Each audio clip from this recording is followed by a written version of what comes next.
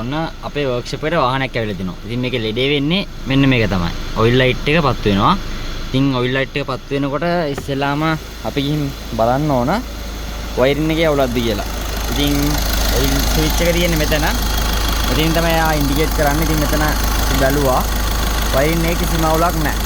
එතකොට ඊළඟට අවුල ගන්න ඕන. අවුල බලන්න අපි ඔයිල් ගන්න වෙලාවද? ඔයිල් මාරු කරලා නැද්ද? ඒ වගේ ප්‍රශ්නයන් නිසාද මෙයා ඉන්ඩිකේට් කරන්න කියලා. ඊට පස්සේ බැලුවා ඔයිල් ගොඩක් සවුත් ඊට පස්සේ අපි ඔයිල් මාරු කරා. ඔයිල් මාරු කරා ලෙඩේ එහෙමම තමයි. දැන් අපි මේකේ දැන් දැනගන්න ඕන අපිට මේකේ ඔයිල් ස්විච් එකේ ලෙඩේ තියෙන්නේ නැත්නම් ඔයිල් පම්ප් එකේද? ඔයිල් පම්පෙන් ඔයිල් ප්‍රෙෂර් කරනව මදිද? නැත්නම් ඔයිල් ස්විච් එකේද ලෙඩේ තියෙන එක අපිට දැනගන්න ඕන. ඉතින් ඔයිල් ස්විච් එක ගැලවුවා.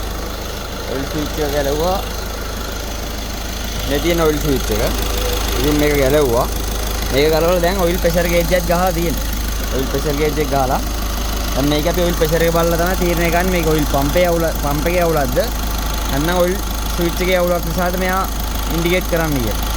අපි දැන් බලමු. දැන් මේකේ ක්‍රියාකාරී උෂ්ණත්වයේ එන්ජින් එක හරියට එන්න ඕන ඔයිල් එක යන්න ඕන. ඉතින් ඒ රත් වෙනකන් තමයි දැන් මේ ගේජ් එක ගහලා එන්ජින් එක ස්ටාර්ට් කරලා තියෙන්නේ. අපි බලමු මොකේද අවුල තියෙන්නේ කියලා බලමු.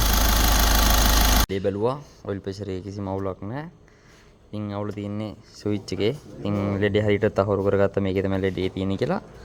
දැන් ඉතින් මේක මාරු කරන්න තියෙන්නේ.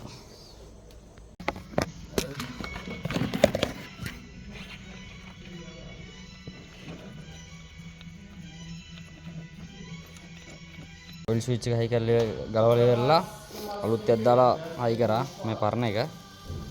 හරි ස්ටාර්ට් කරලා බලමු.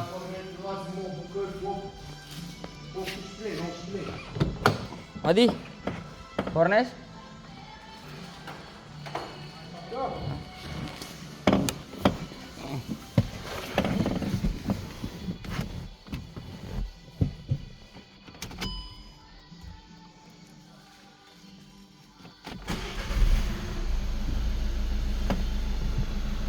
Nah, lede hari.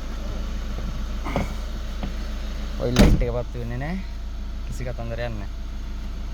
වැඩේ ගොඩ